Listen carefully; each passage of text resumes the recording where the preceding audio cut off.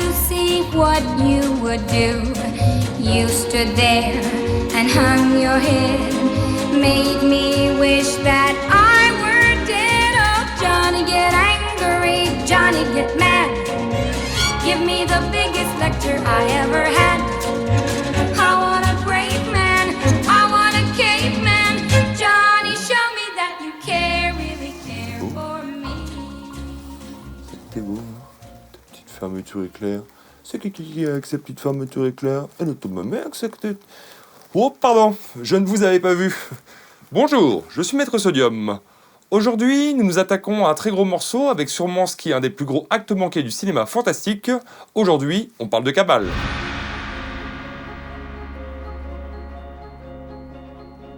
Cabal, de son titre original, est avant tout le troisième roman écrit par Clive Barker, sorti en 1988, soit un an après l'arrivée de son premier long métrage Hellraiser au cinéma et coïncidant avec la sortie du second volet en salle. Le roman nous conte l'histoire d'un dénommé Boone, jeune homme travaillant dans un garage et étant en couple avec Laurie, chanteuse dans un groupe de musique. Souffrant de troubles psychotiques et hallucinatoires, il est suivi par le docteur Philip Decker qui lui partagera ses inquiétudes à propos d'une série de meurtres coïncidant avec certains rêves que son patient lui raconte lors de leur séance. Commençant à douter de sa propre culpabilité, Boone n'ayant aucun souvenir d'avoir commis ces meurtres, il prendra alors la fuite et se rendra dans un lieu qui vient le visiter chaque nuit dans ses rêves, Midian, cité de la tribu de la Lune, peuplée de créatures et d'individus rejetés par l'espèce humaine, nommés les Enfants de la Nuit. Arrivé à destination, il croisera la route de deux monstres nommés Peloquin et Kinski, lui prouvant que ses rêves n'étaient pas une énième création de son cerveau malade, mais bel et bien la réalité. Cependant, ce premier contact avec ses habitants se soldera par une morsure de l'un d'entre eux, le poussant à fuir et à se retrouver nez à nez avec la police et des cœurs qui l'abattront sur le champ.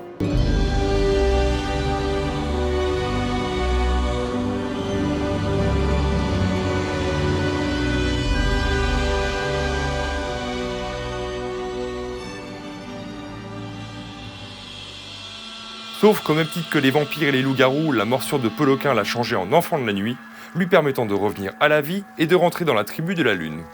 Pensant d'abord à un voleur de corps, Decker et Laurie se rendent chacun de leur côté à Midian, qui est dans le livre une ville abandonnée avec un cimetière. Le film ne gardera que le cimetière. Laurie arrivant en première sur les lieux, elle sauve une enfant de la nuit nommée Babette in extremis de la mort, la liant mentalement en elle à jamais. Entendez par là qu'elle peut voir à travers ses yeux et qu'elle peut communiquer télépathiquement avec elle, et lui permettant de pénétrer dans la cité. Sa présence sur ce lieu attire alors le tueur surnommé Tête de Bouton, qui mettra tout en œuvre pour détruire Midian et faire disparaître Boone, qui se révélera être le messie de la prophétie de la tribu de la Lune, ayant pour but de détruire leur foyer pour en rebâtir un nouveau. Prophétie qui se mettra en marche quand le tueur arrivera à rallier le marshal du coin ainsi qu'une bande de rednecks à son objectif, en prenant d'assaut la cité, conduisant le dieu des enfants de la nuit, Baphomet, à énoncer son destin à Boone et de le légitimer comme guide en le renommant Cabal. Le roman se concluant sur une scène où Boone et Laurie partent ensemble à la recherche d'un nouveau lieu où installer les membres de la tribu en fuite. Pour ceux qui ont déjà vu le film, ce résumé rapide du roman doit vous paraître vachement familier. Et pour cause, la trame principale de l'histoire est identique à son adaptation, si on accepte le changement d'origine ou de détails concernant quelques personnages ou quelques scènes. Car au même titre que sa nouvelle The Hellbound Earth qu'il a portée à l'écran sous le nom d'Hellraiser, Barker a écrit son roman avec en tête l'espoir de l'adapter en film. Restait à trouver une boîte de production assez folle pour lui allouer un budget assez conséquent afin de donner vie à toutes ces créatures peuplant la cité de Midian, ainsi que mettre en image l'assaut final sur celle-ci lors du climax de l'histoire.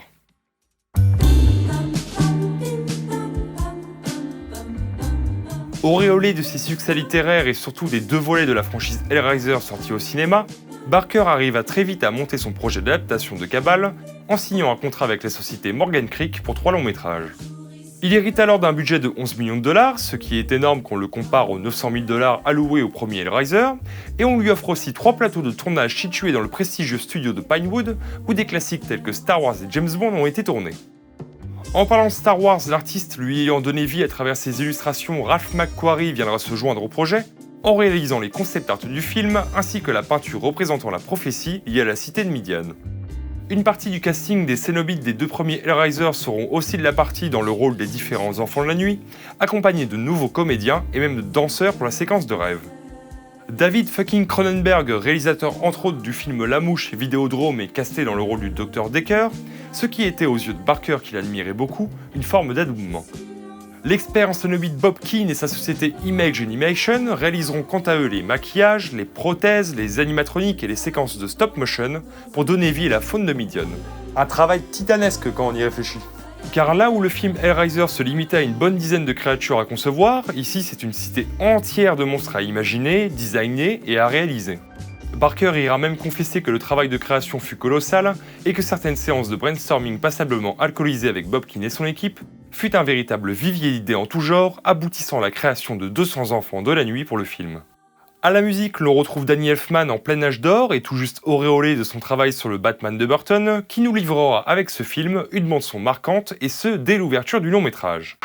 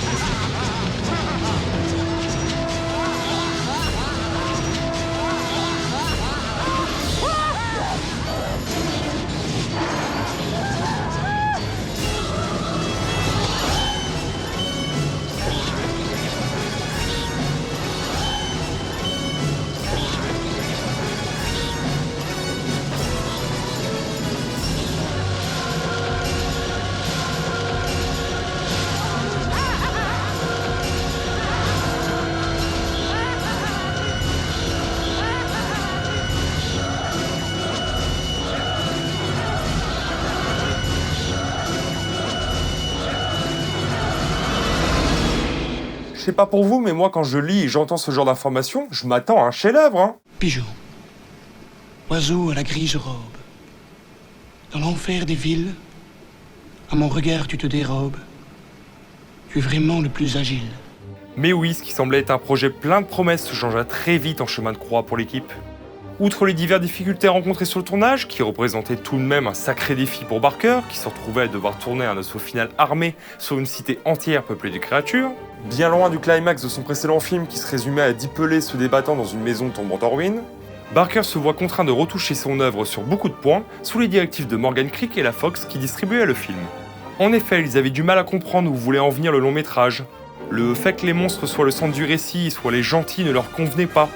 Ils trouvaient que le personnage du tueur dit tête de bouton était bien plus intéressant et que c'est lui qui devait être le centre du récit. Et pour parachever le tout, le film était selon eux inclassable dans un genre, donc impossible à vendre au public. Des projections tests viendront conforter les producteurs dans leurs allégations, et le passage du film devant le comité de censure le gratifia à 3 reprises d'un classement X, avant de lui coller une interdiction aux moins de 18 ans, ce qui poussera les producteurs à commander de nombreuses séquences de tournage additionnelles, ainsi qu'un remontage important du film et une réduction de sa durée, passant originalement d'une durée de 2 heures à 1h30. Ce remontage conduira le monteur originel Richard Marden, ayant officié sur le premier Hellraiser, à claquer la porte du studio et à être remplacé au pied levé par Mark Goldblatt, ayant la lourde tâche de donner un rythme plus punchy au film en compagnie de Barker. Suite à une campagne marketing le vendant comme un slasher et mettant en avant la figure de tête de bouton, le film sortit sous le nom de Nightbreed, le nom original des Enfants de la Nuit. Sauf chez nous, où il conserva le titre du roman Cabal, mais ce coup-ci sans eux, alors que le roman français en a un. Donc faites attention, car si vous avez le malheur de vouloir vous procurer le roman, sans faire gaffe à ce fameux, vous risquez de vous retrouver avec le roman en VO, ou encore dans mon cas, en allemand. Merci les gars. Bon, pour en revenir au film en lui-même, il finira par sortir et sera loin de provoquer le même engouement que le premier Hellraiser. Parvenant difficilement à se rembourser avec son exploitation en salle, il connaîtra une seconde jeunesse dans les vidéoclubs, lui permettant de ne pas devenir déficitaire. Bon, je vous passe tous les ressentiments et les commentaires que Barker a partagés à propos de cette débâcle. Nous, on va plutôt se pencher sur cette première monture, aujourd'hui appelée la version cinéma. Eh bien, sans surprise, le film va très vite, même beaucoup trop vite. Mais au visionnage de cette version cinéma, on sent bien les coupes opérées par le studio. Je pense que dans mon cas, vu que j'ai découvert l'œuvre avec les Director's Cuts, ça l'a pas dû beaucoup aider. Tout le début du film est rushé. La relation de Boone et Laurie est tout juste survolée et on est très loin de l'amour fort et sincère qui les lie, visible dans le roman et les futurs montages du film. La relation / connexion télépathique entre Laurie et Babette qu'elle a sauvée n'est plus présente dans l'histoire, excepté lors de la scène de flashback sur les enfants de la nuit. On a des personnages qui meurent lors de certains passages alors qu'ils devraient encore être en vie, et d'autres qui survivent alors que d'après le bouquin ils crèvent. On a aussi le droit à des dialogues importants qui ont été coupés, ce qui rend la présence de certains personnages dans des lieux difficilement compréhensibles. On notera aussi la résurrection du tueur servant de conclusion au film qui est une demande des producteurs, ainsi que la dernière scène avec Noriro disant au revoir à Narcisse. Qui est juste plat, hein, on ressent rien. Après, ne soyons pas que négatifs, il reste encore de bons éléments dedans, mais ça reste quand même vachement en surface. Par exemple, malgré les coupes, l'univers de Midian et le travail artistique qu'elle a demandé est encore bien présent, et la séquence de la première visite de Laurie dedans reste magnifique et bénéficie d'une sacrée ambiance. Hello there. Les thèmes de l'histoire sont encore là, avec le principe de Midian, qui est une métaphore d'un lieu accueillant toute personne ne correspondant pas à ce que la société attend d'un individu, et qui n'hésitera pas à vous supprimer à cause de vos différences ou de votre culture alternative. Une espèce de cité à l'Institut Xavier des X-Men, quoi, mais à la sauce barkerienne.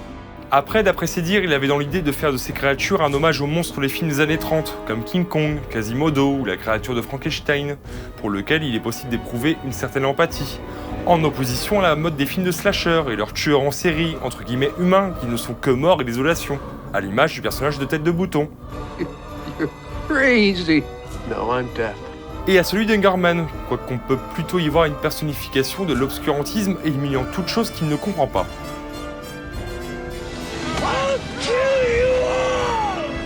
Dans tous les cas, ces deux antagonistes sont clairement unidimensionnels, même si le personnage d'Engerman fait preuve d'un peu d'humanité lors d'une scène qui ne sera pas retenue dans les montages disponibles dans le commerce.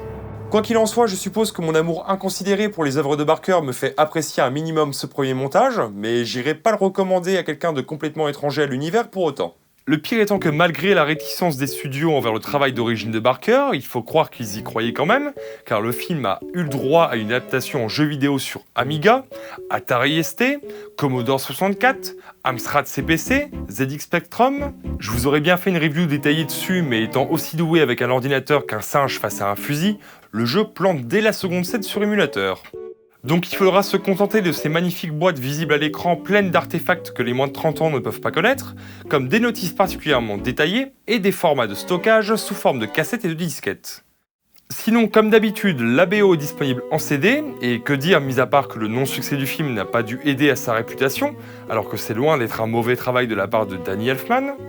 Dans un autre registre qui parlera un peu plus de monde, il est aussi sorti un livre nommé Nightbreed Chronicles, qui est encore trouvable à pas trop cher si vous avez de la chance, donnant du background sur les divers personnages peuplant le film. Et j'oubliais, il y a aussi une série dérivée en comics, et attendez quoi ? Des comics ? C'est génial ça !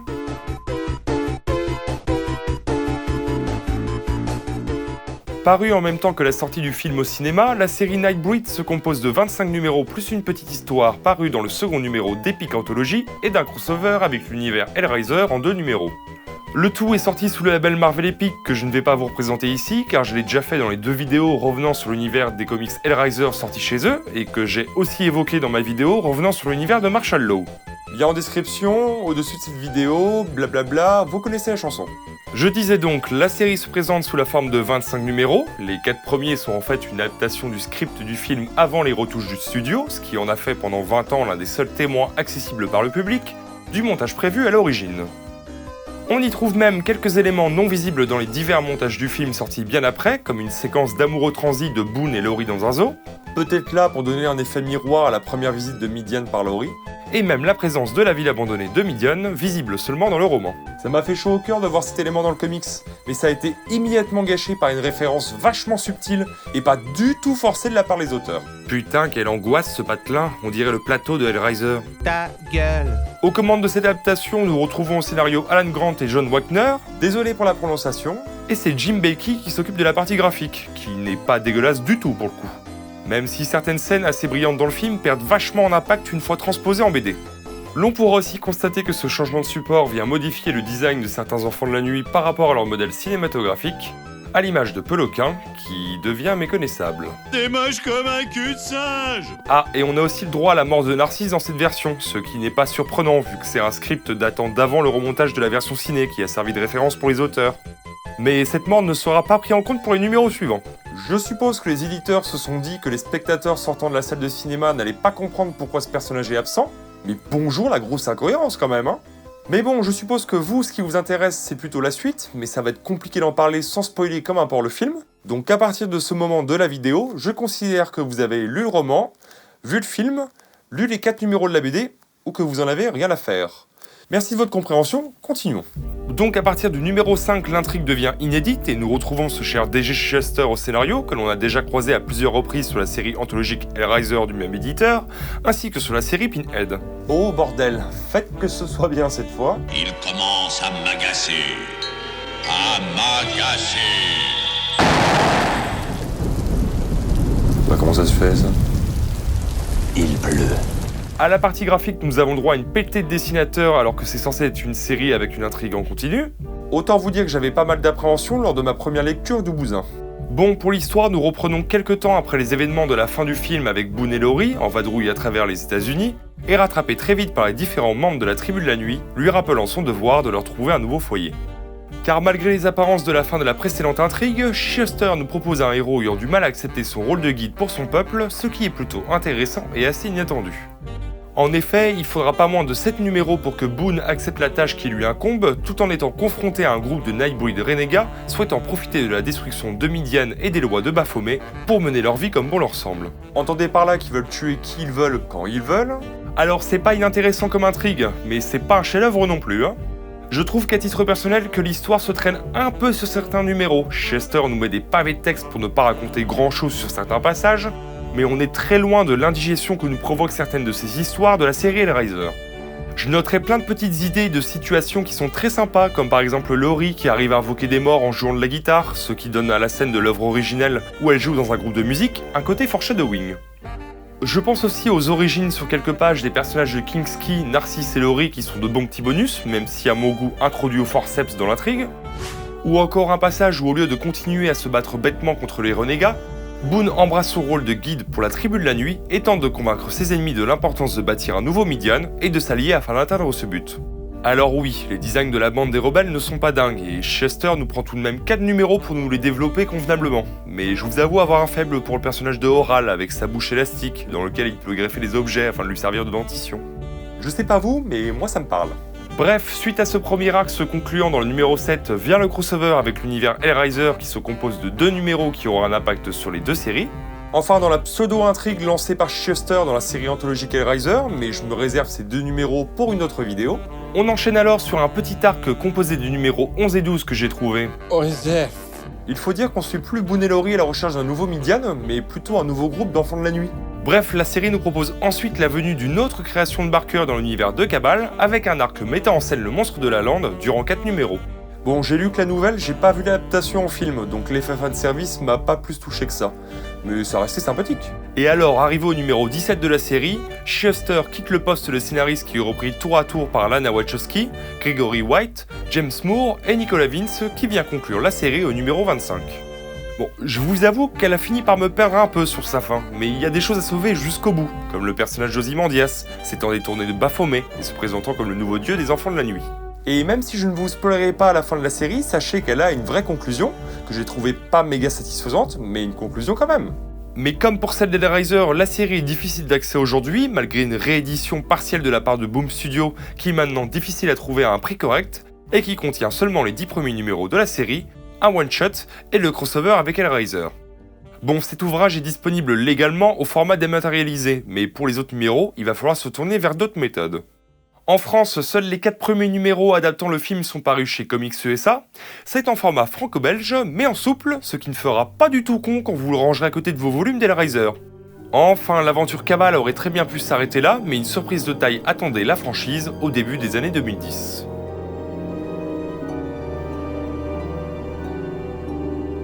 Suite à la sortie de Cabal au cinéma et à son relatif échec au box-office, Barker tenta durant plusieurs années de mettre la main sur les négatifs des séquences manquantes du montage, mais en vain.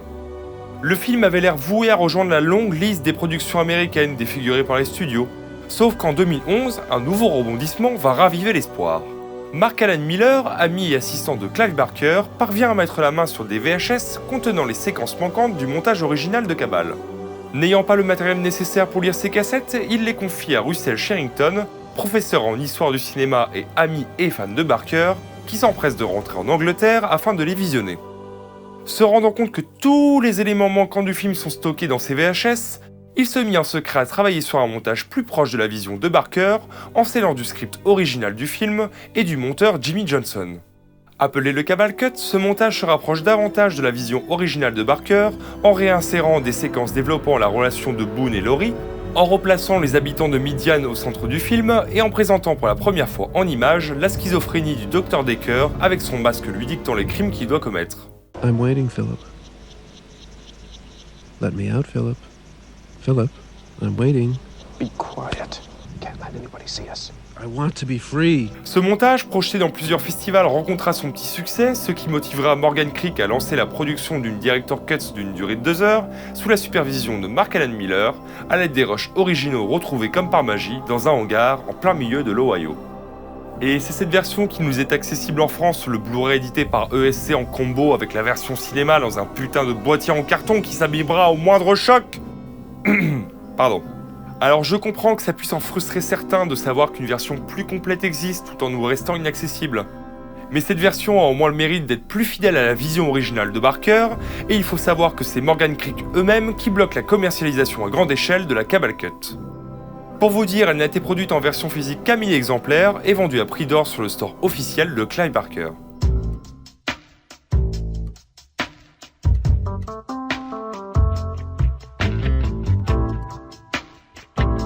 Barker Store. What else? Pour finir, il faut savoir que Russell Sherrington a continué à travailler sur son montage et qu'il existe aujourd'hui une version surnommée l'Ultimate Cabal Cut, nous proposant un film d'une durée de 3 heures avec toujours plus de séquences rajoutées, même si le rythme général se retrouve vachement haché, surtout lors de l'assaut de Midian, où certaines scènes n'ont pas le même ton, certains personnages meurent puis réapparaissent 2 scènes plus loin, et la résurrection du Dr Decker est ajoutée au film sous la forme d'une scène post-générique. Mais on notera quand même quelques séquences qui restent bonnes et qui viennent encore développer les relations entre les personnages, comme par exemple la scène où Decker fait croire à Boone qu'il est coupable des meurtres des familles dans les banlieues de la ville, qui est ici rallongée, en nous montrant notre héros en train de faire une crise de panique suite à ses accusations et s'effondrant dans les bras de son psy. Do you think I did this? Scène assez glaçante illustrant encore plus le pouvoir qu'exerce Decker sur son patient, qui le considère comme une figure d'autorité, et même extrapolons un peu comme une figure paternelle. Mais là pour le coup ce montage il est introuvable légalement, donc je vous laisse le loisir d'aller le trouver dans les entrailles d'internet. Et surtout, rappelez-vous que le piratage est plus qu'un simple crime, c'est une affaire de survie. Et comme une bonne nouvelle n'arrive jamais seule, en plus de bénéficier de 2 nouveaux montages de Cabal, les fans ont eu le droit à une nouvelle série venant faire suite à l'histoire originale sous la forme de comics.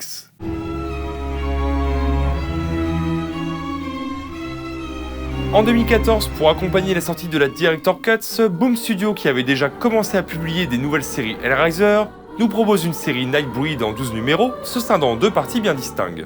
La première se déroule du numéro 1 au numéro 8 et nous présente une scène se déroulant pendant l'intrigue du film, plus précisément lorsque Boone rejoint la tribu de la Lune. La seconde, quant à elle, est la suite de la Director Cuts et nous présente donc la vie des enfants de la nuit suite à la destruction et leur fuite de Midian. L'ensemble de la série est scénarisé par Mark Andreyko, dont j'avais jamais entendu parler jusqu'ici, mais qui, si j'en crois le net, a l'air d'avoir un sacré palmarès au vu de son travail abattu chez divers éditeurs. Au dessin, nous avons le droit à une palette d'artistes dont je ne me risquerai pas à prononcer les noms, mais qui sont colorisés par la même personne, Juan Manuel Tumburus, qui fait un excellent travail, car sans lire les crédits de chaque épisode, je n'aurais pas nécessairement relevé le changement de dessinateur. Bon, les présentations étant faites, qu'est-ce que vaut la série en elle-même ? Eh bien, je vous avoue que j'avais beaucoup d'attentes pour elle, car ayant déjà lu la série Hellraiser chez Boom Studio, je pensais y retrouver une intrigue avec les mêmes ambitions et du même calibre. Et je vous le donne dans le mille, la douche elle fut glaciale. Commençons par la première partie, qui n'est ni plus ni moins qu'une excuse pour nous balancer les origin story à divers enfants de la nuit. Alors c'est pas inintéressant, ça permet à des personnages n'ayant qu'une courte apparition dans le film de gagner en personnalité. Mais alors déjà ça s'étale sur 8 numéros, donc ça laisse très peu de place à l'intrigue de en faire suite au film. Mais en plus, ça se paye le luxe de nous retconner le personnage principal de l'histoire. Car on apprend que le prêtre de la tribu de la Lune a la capacité de rentrer dans le cerveau des gens, et s'en sert ici pour apprendre le passé de Boone, ayant semble-t-il oublié son enfance. On y apprend donc qu'il est issu d'un viol et que malgré la condamnation de l'agresseur, l'homme a réussi à revenir dans leur vie et finira par les agresser à nouveau, conduisant Boone à le tuer afin de défendre sa mère. Alors sur le papier, l'idée de donner un passé traumatique à Boone pour expliquer le fait qu'il consulte un psy n'est pas mauvaise. En revanche, ça nous fout une sacrée incohérence par rapport à l'histoire originale. Pour rappel, lorsque Boone rejoint Midian pour la première fois, il rencontre Kingsley et Peloquin, et leur dit qu'il est un monstre car il a tué des gens. No. I've killed people. I'm like you, that's why I'm here. Ce que Peloquin réfute directement. I can smell innocence. Alors quoi? C'est arrivé durant son enfance, donc ça compte pas? Il faisait un peu froid durant la nuit, donc Peloquin le nez qui coule? En rumex? Rhume. Bon, quoi qu'il en soit, on apprend aussi que c'est Laurie elle-même qui a poussé Boone à consulter le Dr Decker et qu'ils se sont connus adolescents. Ce qui vient encore renforcer l'aspect de figure parentale que Boone projette sur Decker en créant un lien et une dépendance qu'ils éprouvent l'un pour l'autre. En revanche, pour la seconde partie, ça se gâte pas mal. Suite de la Director Cut s'oblige, l'ennemi n'est ici pas le Dr Decker revenu à la vie, mais le prêtre Rashberry défiguré par Baphomet et souhaitant se venger sur les enfants de la nuit à l'aide des berserkers et du masque du psy qui contient sa tête. Alors dans le roman, le masque il est déchiré par Boone lors de leur confrontation finale. Dans le film, que ce soit la version cinéma ou la version Director Cuts, Boone lui enlève avant de l'achever. Donc merci pour cette incohérence. Quant aux enfants de la nuit en fuite, eh bien ils errent de maison abandonnée en maison abandonnée en attendant que leur messie leur trouve un refuge, ce qui n'a pas l'air de le presser tant que ça. Bref, en 4 petits numéros, Rashberry fonce dans le tas et se fait rétamer, on voit Laurie sous sa forme d'enfant de la nuit, et l'histoire se conclut avec tout ce petit monde ayant trouvé un nouveau lieu où habiter, parce que la bande de Kingsley et compagnie en avait marre d'attendre que Cabal se bouge le fion. Ah, et il y a Baphomet qui est retrouvé grâce à un Deus Ex Machina. Non mais y a pas à dire, hein, la douche elle fut très glaciale. Alors comme pour toute série, tout n'est pas acheté, la première partie reste un bonus sympathique pour les fans de l'univers et les personnes voulant en apprendre plus sur les monstres qu'ils ont découverts dans le film. Et la seconde a au moins le bon goût de nous développer les rapports qu'entretiennent les différents enfants de la nuit entre eux après la chute de Midian. Et l'ensemble a au moins le mérite d'avoir une cohérence graphique tout du long et qui est en prime pas dégueu à regarder. Mais cette seconde partie, tant d'attentes qui tombent à l'eau. Je sais pas si la série ne se vendait pas assez et que l'éditeur a décidé d'y mettre prématurément fin, mais là, en l'état, la fin, elle est ultra rushée. Non mais quel gâchis! Quelle déception! Et le pire, c'est que la série dans sa globalité est difficilement accessible aux petites bourses et que dans mon cas, j'ai réussi à trouver les 2 TPB regroupant respectivement le numéro 5 à 8 et 9 à 12. Mais pour le tome 1, ça m'est revenu moins cher de prendre les numéros séparément que le TPB sur lequel les vendeurs spéculent. Bon, la série date de 2014, donc elle existe en format numérique. Mais bonjour l'accessibilité pour les personnes souhaitant approfondir l'univers, hein.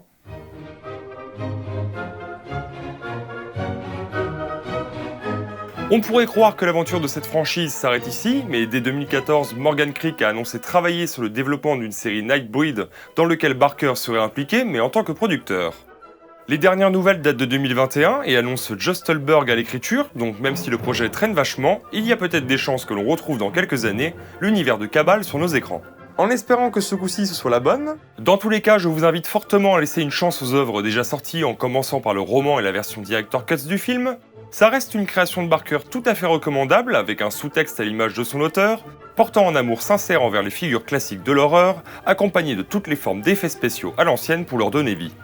Un film célébrant l'existence d'une culture devenue bis aujourd'hui au sein du genre horrifique, en embrassant pleinement le domaine du fantastique et en y ajoutant un aspect de drame romantique sans passer sous silence la dimension sexuelle de la chose.